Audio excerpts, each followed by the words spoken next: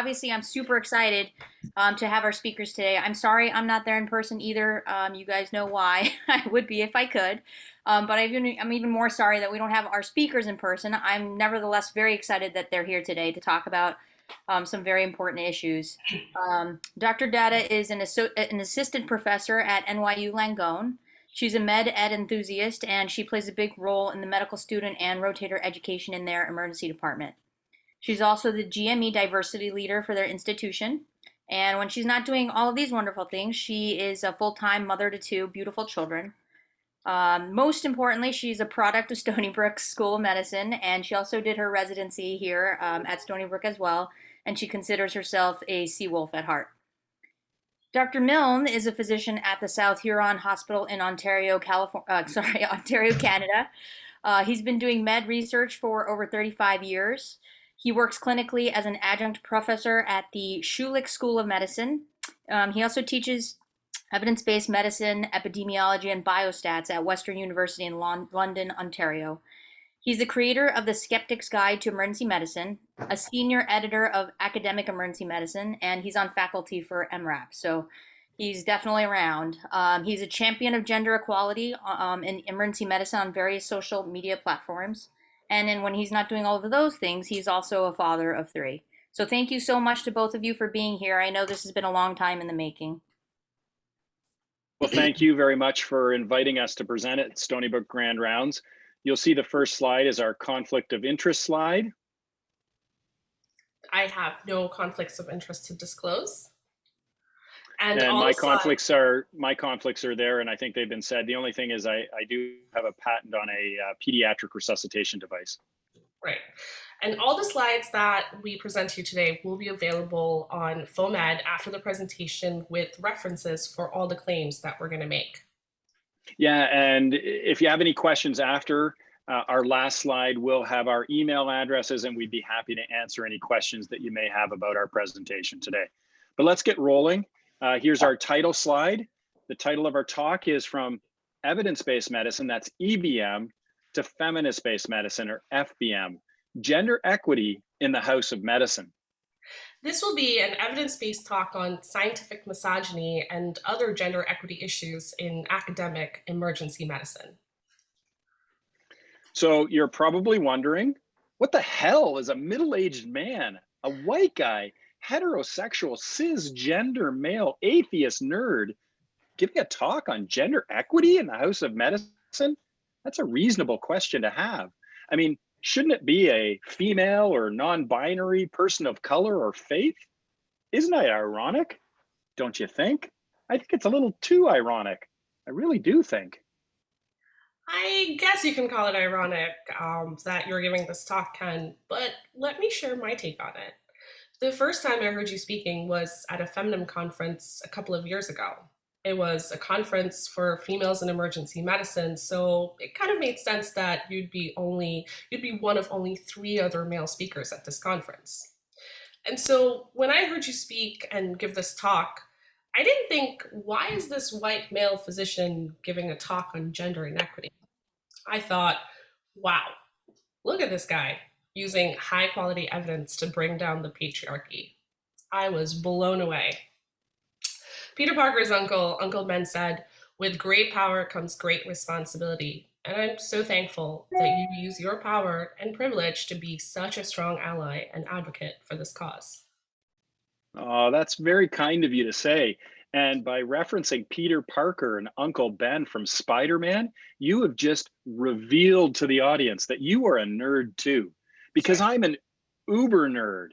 But when you asked me to present, I said, listen, I'm not going to do this again without a co-host, without a co-presenter. And I'm so glad that you are able to do this and bring your own personal story and journey to the conversation that we'll be going through in the first part of this talk. But as a nerd and a Star Trek fan, I sort of follow along the theme of what Sir Patrick Stewart said. And Sir Patrick Stewart is Captain Jean-Luc Picard of the Starship Enterprise. And he's quoted as saying, people won't listen to you or take you seriously unless you're an old white man. So I guess by inviting me to talk about gender equity, I'm an old white man now, and I'm going to use that power and that privilege to hopefully help people. So we were asked by Stony Brook to give 3 objectives for the presentation. So here are our 3 objectives that we want you to leave after listening to today's presentation. Our first objective is to recognize gender inequity in the House of Medicine. Ooh, shocking, right? All right, the second one is to identify gender inequities in each of the 3 pillars of evidence-based medicine. And that's the Venn diagram you see in the center. And we're going to be talking about moving from evidence-based medicine all the way down the alphabet to HBM, or humanist-based medicine. And our last objective is going to be taking this one step further and bringing it to the bedside by understanding how these gender inequities can impact the cardiovascular care of women. Yeah, we want to leave you with something really clinical at the end. So let's start the presentation on gender equity in the House of Medicine with an anecdote. Suchi, can you share your story of your journey from medical school through residency and then all the way out to being an attending as a woman?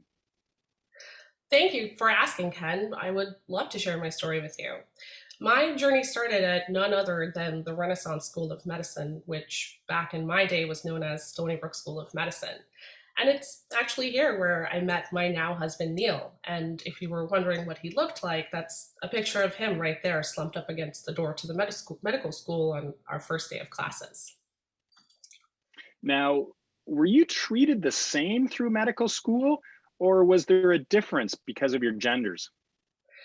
I think so. I think we were treated pretty much the same. I don't really remember being treated any differently.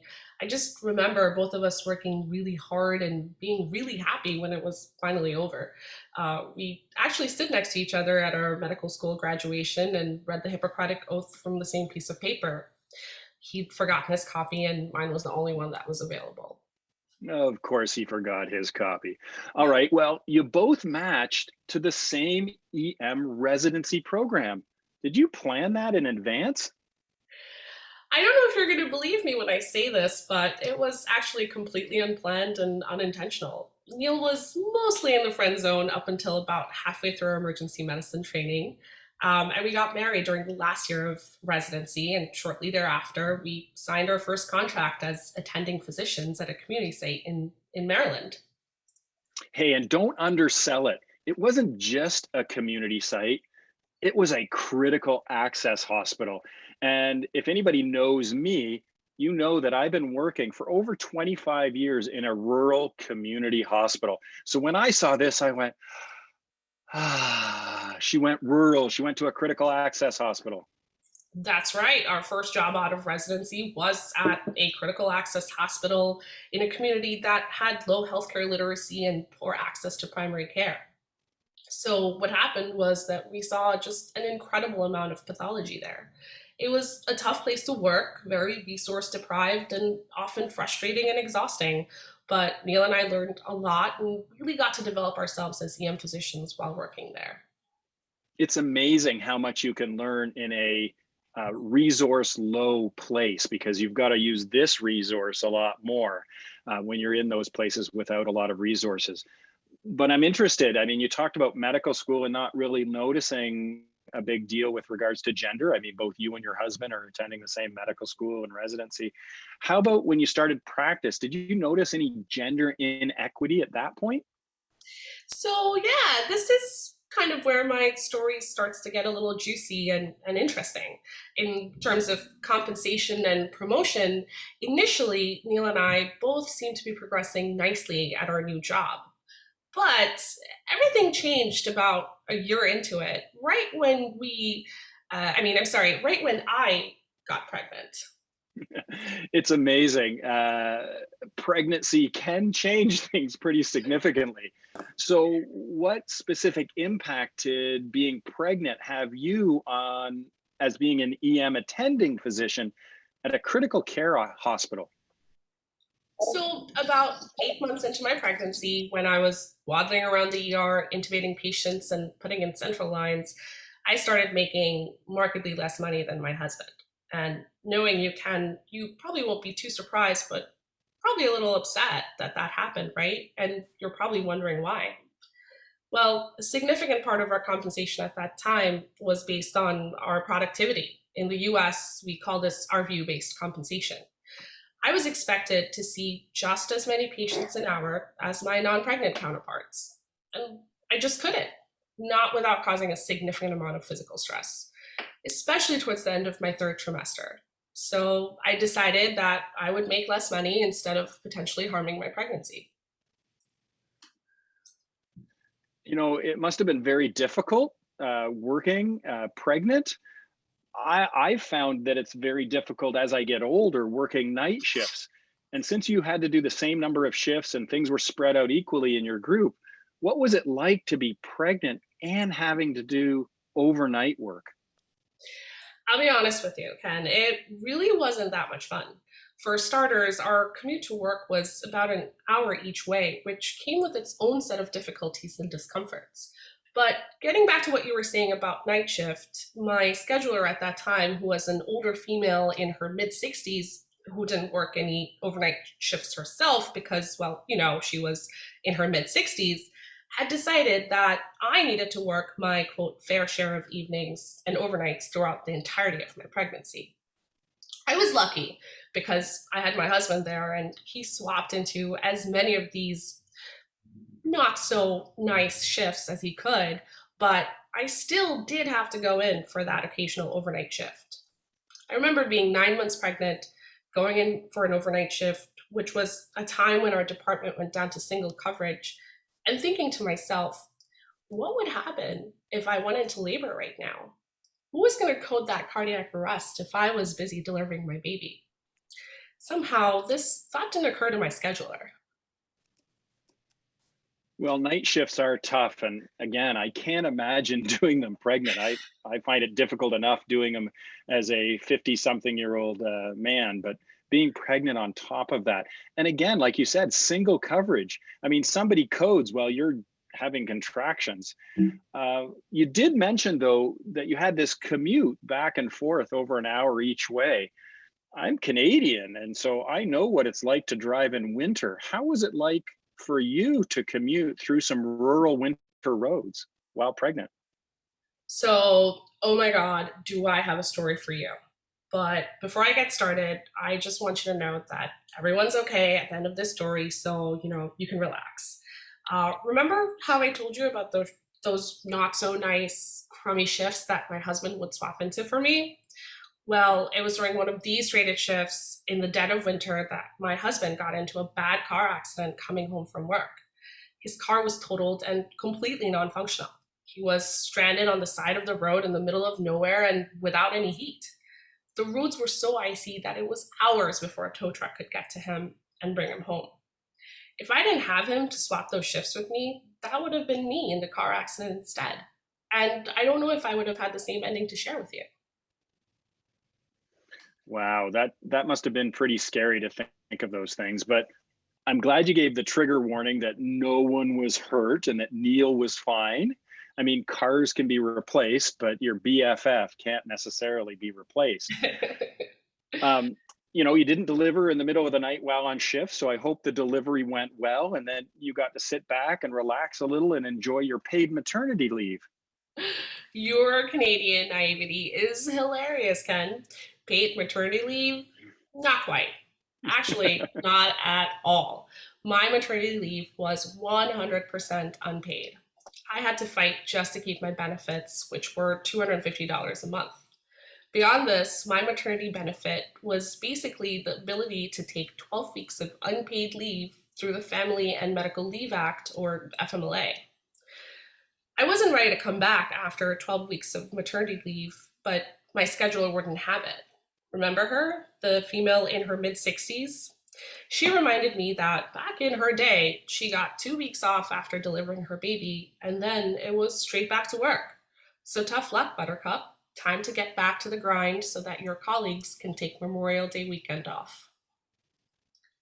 So she scheduled you to work and start after being off for 3 months, probably still breastfeeding at this point, and to work a Memorial holiday weekend.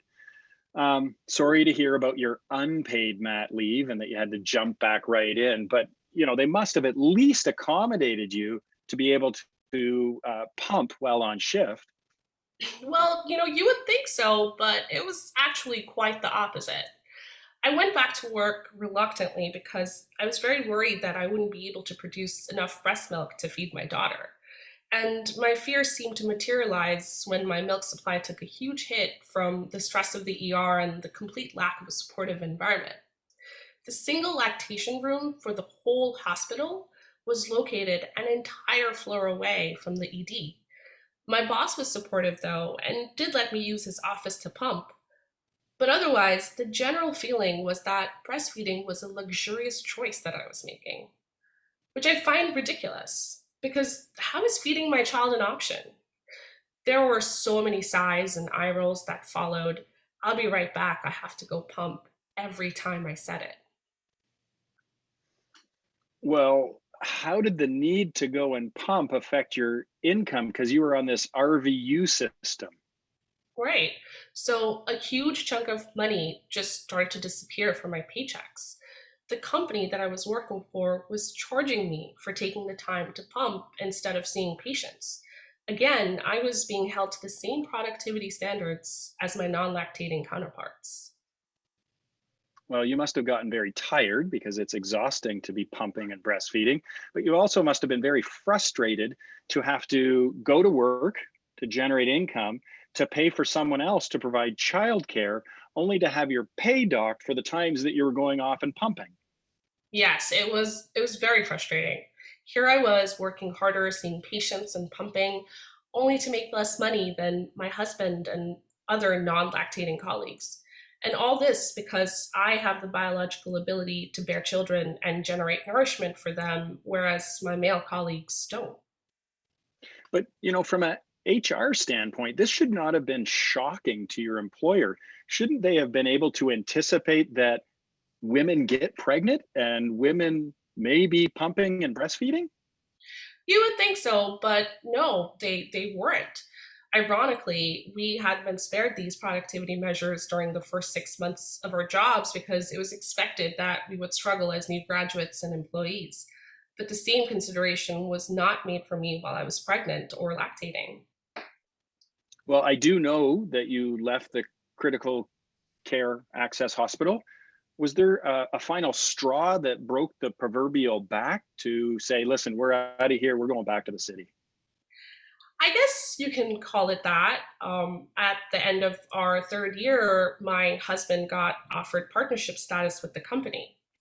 When I met with leadership, I was told I needed a whole other year to prove myself before being considered for partnership. My husband and I were both livid about this. It made absolutely no sense. I guess working 9 months pregnant and then coming back 3 months postpartum while pumping just wasn't enough proof. Not enough proof. Well, it was back to the city for the three of you now, Neil and your daughter. Yes, by that time, Neil and I had decided that we wanted more from our jobs and found ourselves on a journey back to academic medicine and also back home to New York. So, being in the city, obviously things would be different, but I hope they were better once you moved back to the city. Yeah, it was. Since our move back, our careers have been taking off, and we're both doing pretty well and slowly climbing the ranks at our jobs. We're both well appreciated and supported at work. However, I still often find myself worried that my commitment to work may not be taken seriously because of my commitment to my children. And I don't think Neil has the same insecurities. So, do you think having children is a strength, or do you think it's a weakness? I think that my kids can be perceived as a weakness, but they're definitely my biggest strengths. They've taught me to be very efficient and multitask. And they've also given me a lot of experience with being very functional with very little sleep. Yeah, lack of sleep. But you did say kids, so plural. So you went through a second pregnancy, and there's a picture of your daughter and you at around 33 weeks, I think, going through a second pregnancy. How was that experience compared to the first experience when you were at your critical care access hospital? So I actually had my second child during the pandemic. So interesting twist and turn of events. I was 26 weeks pregnant in March of 2020, right when COVID was really starting to take off in New York. And it was scary. It was very scary for me. But I was fortunate that my institution was supportive and my boss took me out of the department and put me on the virtual front lines instead. I was able to work for our virtual urgent care until I delivered in July 2020. But I know that my story is more of an exception, and not all of my pregnant colleagues were quite as lucky as me. So I want to get back to sort of this idea that there's a gap between genders and how we're treated in the House of Medicine. You had your second child. How was that second maternity leave compared to the first experience? Did they at least pay you? So my general experience with maternity leave at my current institution was a lot better. For one, and I know I'm going to shock you when I say this, I was actually able to take paid maternity leave. Isn't that insane? So revolutionary, right? And what's even crazier than this is that my institution is still standing. No riots, no protests, and instead they have a super grateful and happy employee. Well, I am a nerd and I love 80s movies. So it's not ooh, dogs and cats living together in the street, chaos, because there was a paid maternity leave. The whole healthcare system didn't collapse. How about your colleagues? What were they like when you returned? Did your place of employment now have, a spot that was convenient, private, and all the other things for you to pump? And were they controlling the eye rolls now? Yeah, my colleagues were actually very supportive when I came back. They helped me find the time and space to pump, and definitely no eye rolls or sighs. The culture was just very different. Well, that sounds really good. But what about the pay when you came back? Because you were on this, RVU system before. Was there still a pay gap for you at your new job? Absolutely. Not quite as obvious, but the pay gap still exists for women in more subtle and pervasive ways, like constantly being mistaken for the nurse or other support staff and being asked to get a warm blanket, a urinal, or a glass of water. Complaints from patients that they never saw the doctor, which can affect patient satisfaction scores. And the fact that female physicians often need to spend more time with patients than men do to convince them of the same thing.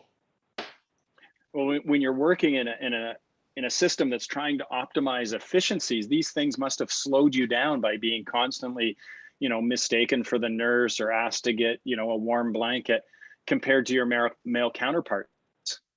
They can absolutely slow you down and have an impact on your productivity.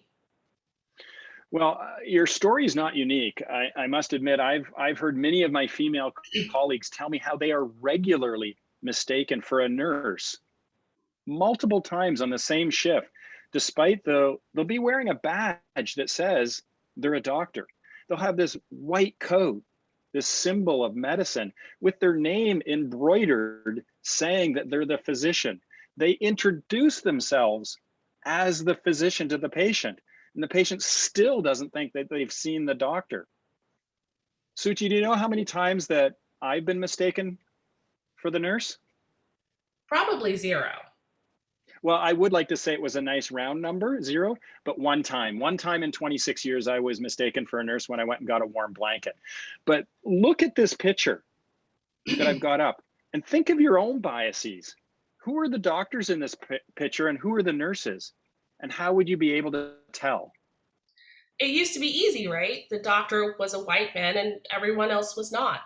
But now physicians come in all sizes, shapes, genders, and colors. It just makes things a lot more complicated.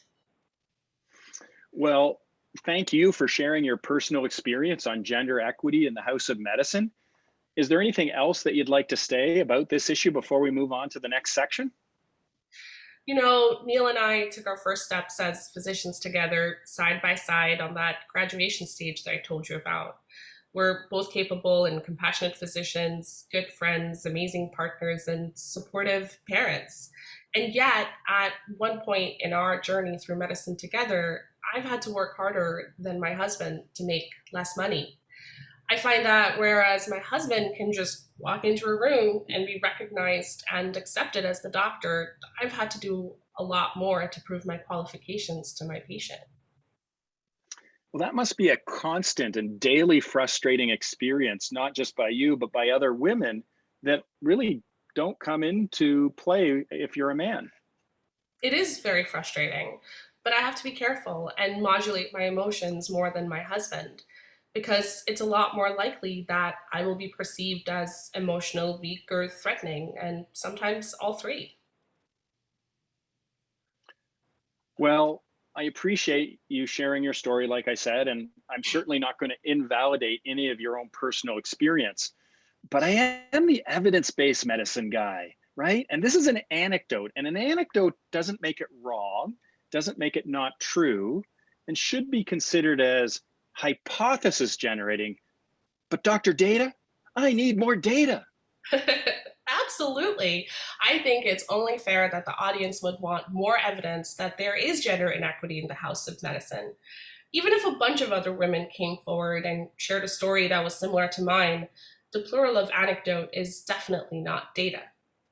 It's not data exactly. So let's give them some data. Let's transition into the second part of this presentation. And we're going to frame it using the evidence-based medicine model. And that's the Venn diagram I have before you. And just to remind everybody of the definition I'm going to be using about evidence-based medicine, this was put forward by Dr. Sackett. And EBM is the conscientious, explicit, and judicious use of the current best evidence in making decisions about the care of individual patients. I think it's a great idea to start out with a definition because people often think of EBM as being just about the literature, whereas in actuality, the literature is just one of the three pillars of EBM. Exactly. When people say, oh, EBM is just about the literature, my monosynaptic reflex is, thank you for playing. And this Venn diagram captures the three pillars, not the one, the three pillars of evidence-based medicine. And the literature is important. That's the blue circle in the bottom. And the literature should inform our care, should guide our care, but it shouldn't dictate our care. Right, so that brings us to the green circle, which is the clinicians or us. This is the part of EBM where, as physicians, we still need to use our good clinical judgment in applying the literature. And of course, that red circle, the patient's values and preferences, they're allowed to decide and have autonomy and agency over what happens to them. And we need to ask patients, hey, what do you prefer? What do you value? And here's an idea. The best way to do it is just ask them. So that's evidence-based medicine. All right, now we're going to push some of the audience members out of their comfort zone. Let's give them some evidence demonstrating that there is inequity based on gender in the House of Medicine. Yes, let's do it. Let's use the three pillars of EBM, the literature, clinicians, and patients, and point out some serious issues with gender inequity within the EBM model. And this is not eminence-based medicine, this is evidence-based medicine. And so we'll be making a number of claims, but we will have a reference to support each of our positions that we put forward. And as a reminder, all the slides will be available after with references that will support the positions. So let's start with that first thing, the medical literature, the blue circle in the Venn diagram. There are many examples of gender inequity in the medical literature. I mean, to start with, women are less likely to get grants to fund their research compared to men. Women are less likely to rise to the top of the academic positions within their universities compared to men. And men are more likely to rise to the top of academic positions within medicine. And following that trend within medicine in general, the same holds true for emergency medicine, where men are more likely to rise to the top academic positions than women. If you look at medical publications in general, and also specifically for emergency medicine and pediatric emergency medicine or PEM, men are more likely to be the first author. Our PEM colleagues are almost two-thirds, about 62% female, but only 42% of the lead authors of PEM papers are women. So there is some evidence for gender inequity in the creation and generation of the literature in the medical world. Now, women are often excluded in being the participants in the medical research. And this is a book from the Institute of Medicine, and it's a really good resource discussing the ethical and the legal issues of including women in clinical trials.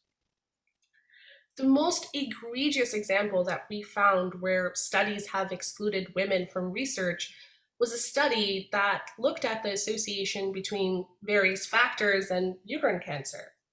Ken, can you guess who they excluded from the study?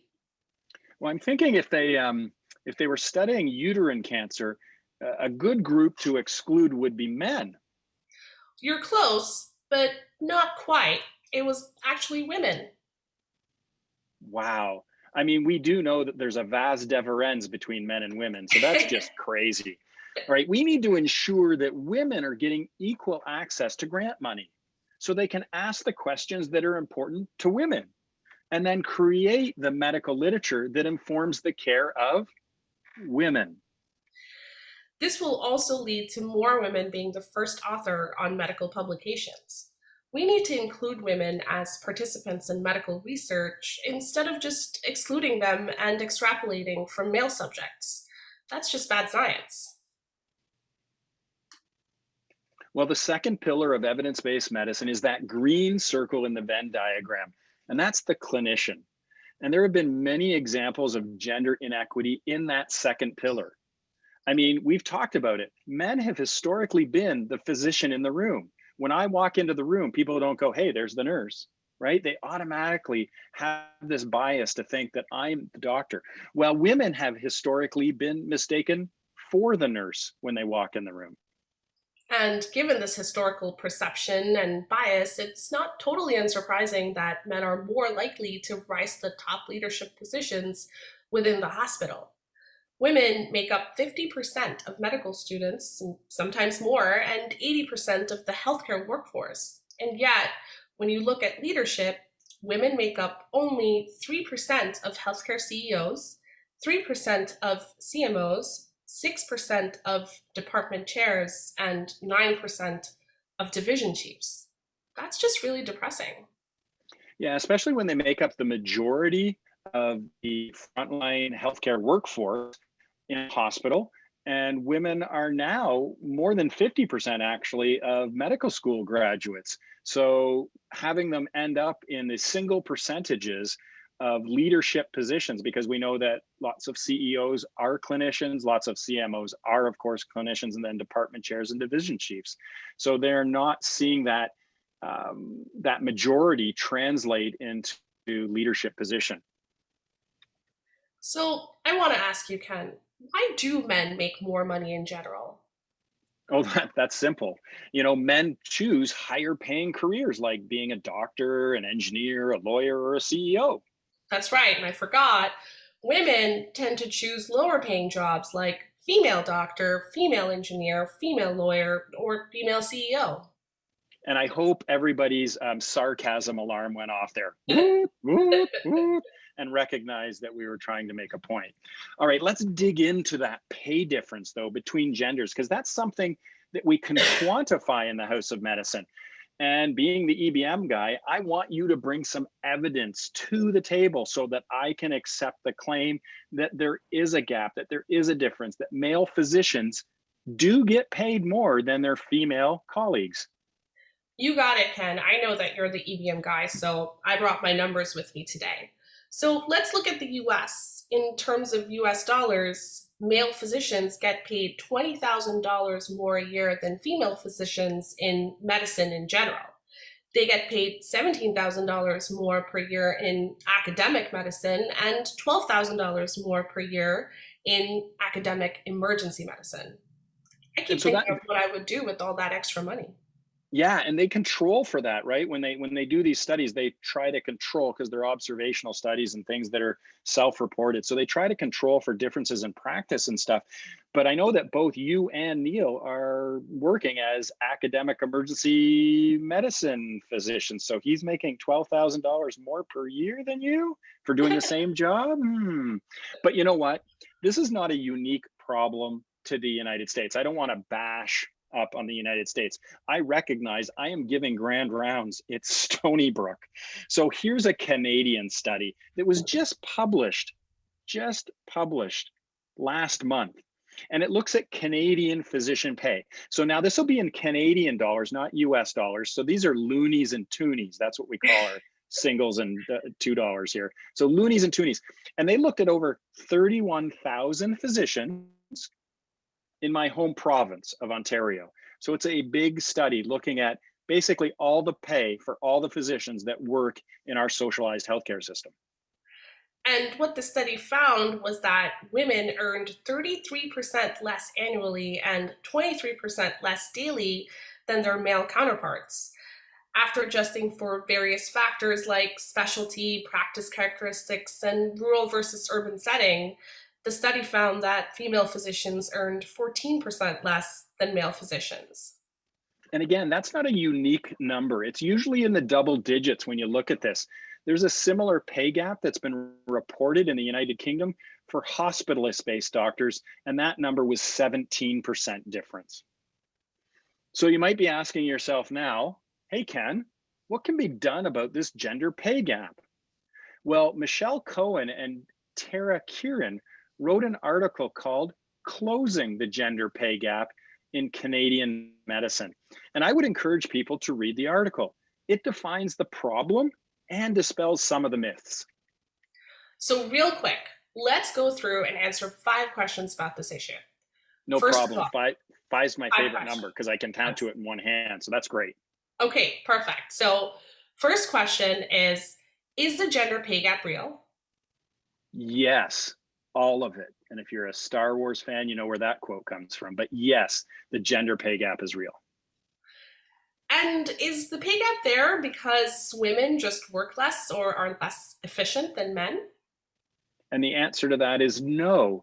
When they do this type of research, they'll often do adjustments for number of hours worked and those types of things. And even after adjustments for measured confounders, they still find that women earn less than men. So, then what are the root causes of this pay gap? It's complicated, it's multifactorial. What about other jurisdictions?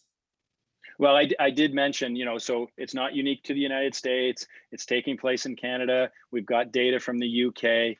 Some places are farther ahead at addressing this, whereas some places are farther behind. And I guess that brings us to the final and most important question. What can we do about this gender pay gap? Well, it's easy. Just listen to the SGEM Extra podcast on this, and then you can hear the expert, Dr. Michelle Cohen, suggesting some solutions. All right, so we've got to get to the patient. That's the red circle on the Venn diagram of the 3 pillars of emergency medicine. And it too shows evidence of gender inequity. Right. So if you look at our patient pool, statistics would suggest that women are more likely to access and utilize healthcare when compared to men. And also, as mothers, women make approximately 80% of healthcare decisions for their children. And despite the greater utilization and decision making, research suggests that women are systematically undertreated. Yeah, and we've got examples. Again, we're not going to make claims that we can't back up. And so the first example was one of oligoanalgesia. That means the inadequate providing of analgesia to a patient with a painful condition. And there's research that shows women are 7% less likely to get any analgesia and 10% less likely to get an opioid compared to men for a painful condition. Right. So you can argue that pain is a subjective experience, right? But gender discrepancies can be quantified for objective conditions as well, like ACS and associated mortality. Women are less likely to be diagnosed and treated for ACS, which is associated with double the odds of dying. Compared to pain, mortality is a very objective, patient oriented outcome. Yeah, mortality compared to pain. Pain is very subjective. And when they made it the fifth vital sign, there are obviously some issues with that. But mortality, I mean, you're not mostly dead, unless, of course, you're a Princess Bride fan. You can be mostly dead. But I don't want to go into the whole cardiovascular thing right now because we're going to cover that right at the end and give some real clinical information there that you can take to the bedside at the end of this presentation. But here's a modified version. Remember, I had those 3 circles for the Venn diagram, the blue, the green, and the red. Well, here's a modified version of the evidence-based medicine Venn diagram that we showed earlier to really summarize this section of the presentation on gender inequity. Now remember, EBM is more than just the relevant scientific literature, right? Yes, I want to keep emphasizing that. It's not just about the literature. You need to use your good clinical judgment. These things take place in a context, and the literature informs our care and it can guide our care, but it's very rarely going to say, thou shalt do this, thou shalt not do that. And so when you come into that clinical scenario, sometimes you'll have lots of clinical experience, and other times you'll have very limited clinical experience. Right. And in addition to all this, we have to remember to respect patient autonomy and agency. Because we may be the one who read all the books and the papers and are the expert on medicine, but ultimately the patients are the expert on their own experience and story. Yeah, they bring something to the table, and we need to listen to patients and value what they say. We're going to get a little philosophical here then, because we need to ensure that everybody gets the emergency care they need. It's one of the reasons I love emergency medicine, because it doesn't matter to me, and it shouldn't matter to our department, whether somebody comes in identifying as male or female. I still remember when I was telling people that I was going down to present at that Females in Emergency Medicine conference, or FemInM conference, I had a patient asking me if I was transitioning. And I was so happy that they felt I was not speechless. Well, one of the first times that I stumbled and said, but that they felt comfortable enough in that environment to ask me that very personal question, because patients deserve the best care based on the best evidence. The emergency department is like a lighthouse, right? It's a beacon. It's the one place in the house of medicine where the light is always on and will treat anyone for anything at any time. And hopefully, it will do so without any judgment or bias. And remember when I started this section, Suchi, I said we were going to push some people out of their comfort zone. Mhm. I specifically dichotomized this discussion so far into male and female. That's a false dichotomy, of course. Gender is a lot more complex, and I recognize that people do not necessarily identify as binary. There are many layers to a person's identity, and the gender unicorn is a graphic representation demonstrating the complexity of gender and sexuality. We need to make sure that the House of Medicine is not just inclusive and tolerant, but also accepting and welcoming to everyone, regardless of how they identify. Yeah, there's a difference, isn't there, between sort of holding your nose and going, okay, fine, whatever, and actually be welcoming to someone. So gender is not the only inequity in the House of Medicine. I know that that's the topic for today, specifically on gender, and we gave a number of we made a number of claims and provided some evidence for that. But there are other biases in the House of Medicine that are well recognized. People can be treated unequally based on their race, their religion, their socioeconomic status, their mental health, their physical ability. Even recently, we did a show on weight bias. That was really cool that you did that, Ken. But we need to be mindful of these biases and understand that in order to provide patients with the best care based on the best evidence, we need high quality, clinically relevant research that is inclusive and representative of everyone. And in order to do this, we need to remove inequities for those who generate research and provide care at the bedside. And finally, we need to recognize that everyone has value and should expect and deserve great care. And I did mention earlier that I wanted to see some kind of progression from EBM to HBM. So I was basically using the alphabet E, F, G, H. Very kind of cool, because I'm always saying, the emergency medicine alphabet isn't A, B, C, it's A, B, C, T. But in our opinion, evidence-based medicine has been male dominated. And we should progress from that EBM model to an FBM, or a feminist-based model, recognizing that there are gender inequities in all three pillars of the evidence-based medicine model.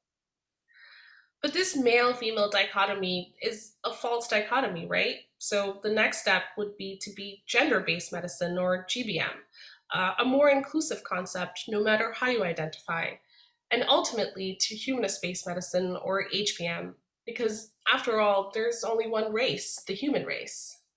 Yeah, we're getting a little preachy here, aren't we? We just need to acknowledge and respect the diversity on this planet. Whatever, right? But I know that we're getting a bit preachy. I understand that. So I want to finish this whole discussion about gender inequity in medicine and focus in on something clinical.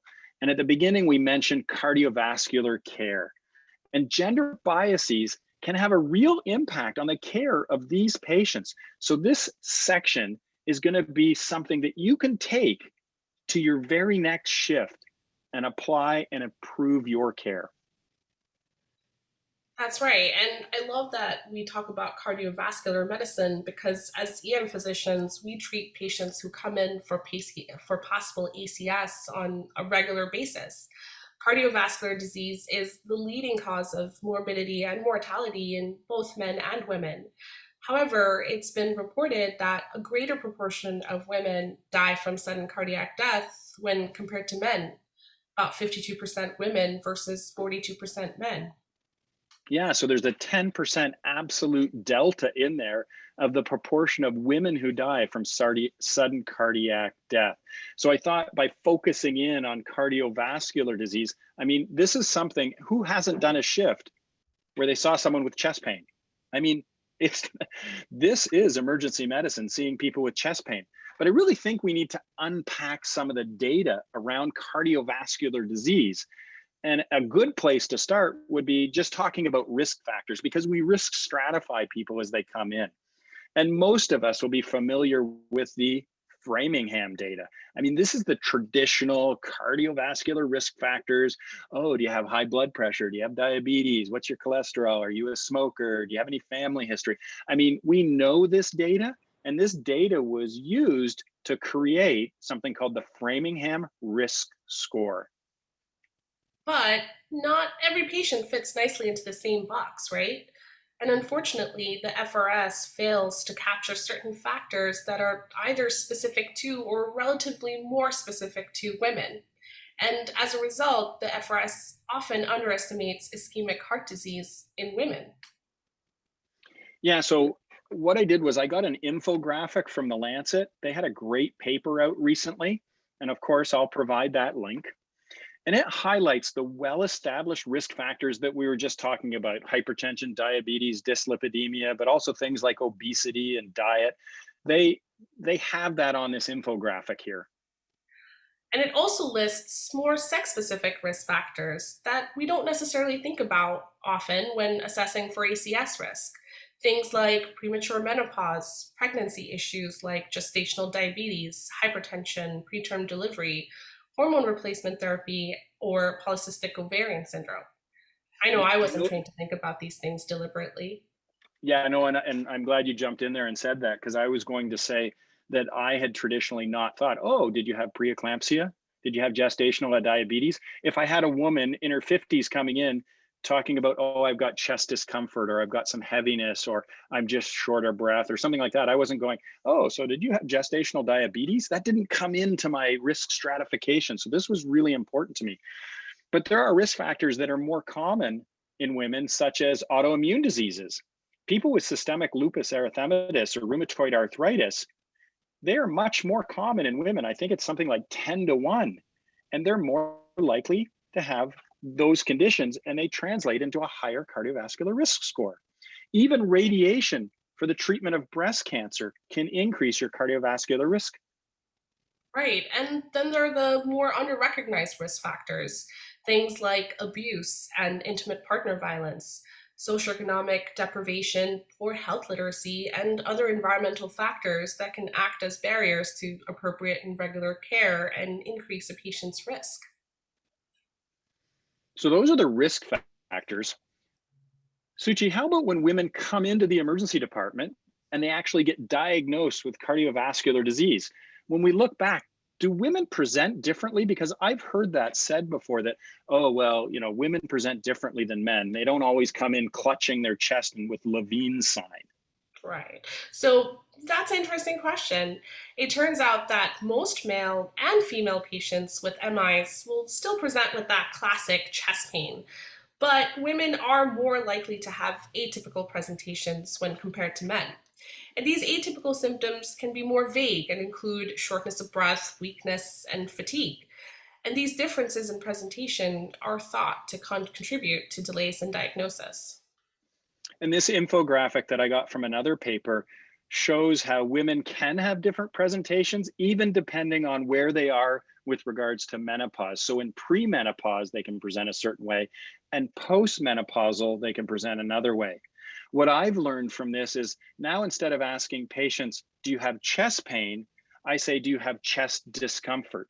Because how many times have you asked someone, oh, do you have chest pain? And they go, no, it's heaviness. No, it's an ache. They don't see it as a pain. So I say, do you have any chest discomfort? But do these gender biases lead to women actually being treated differently by clinicians? As it turns out, it actually does. Regardless of whether women present with or without your classic MI chest pain, they are less likely to get timely therapies. And this includes getting less fibrinolytics and less primary PCI. Women who present with atypical presentations are also less likely to receive aspirin and other antiplatelet agents, heparin, and beta blocker therapies during their hospitalization. Okay, so they usually present with typical symptoms, but they make up a greater proportion of patients that present with atypical presentation. And then when they do present, right, it can lead to them being treated differently. But you know that I'm into patient-oriented outcomes. I like the poo, right? And so does this translate into worse poo?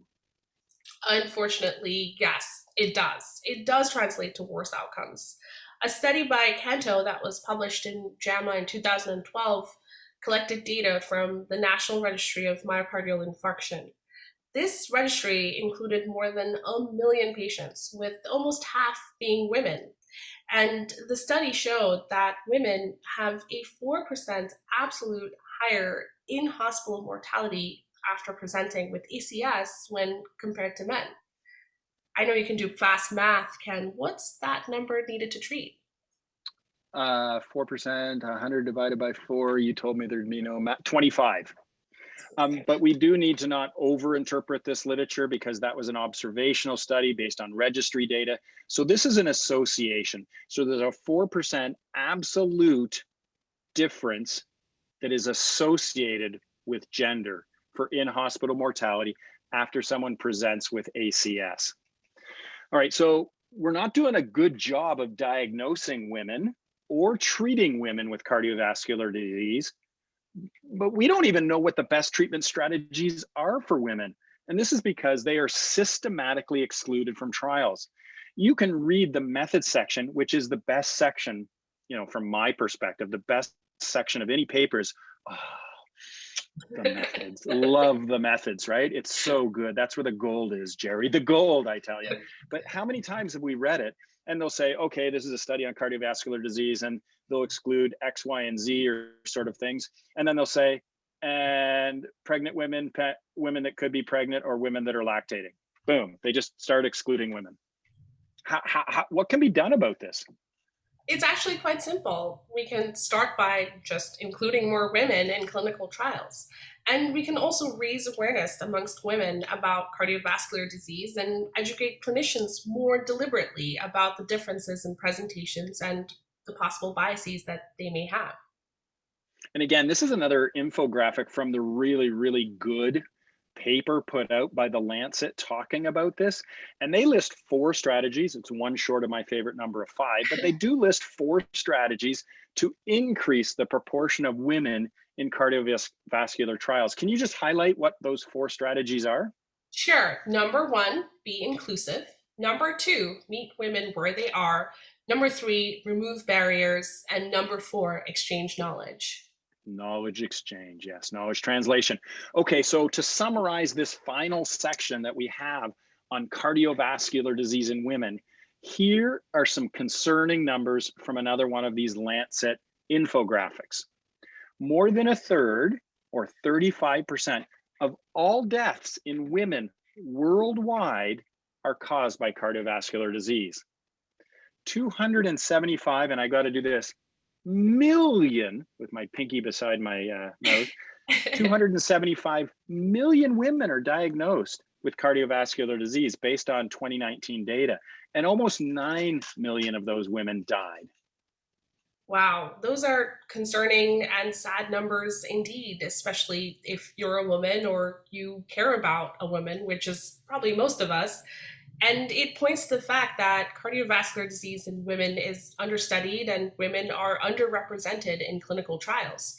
This translates to cardiovascular disease in women being underrecognized in clinical presentations and women being underdiagnosed and undertreated and having poor outcomes.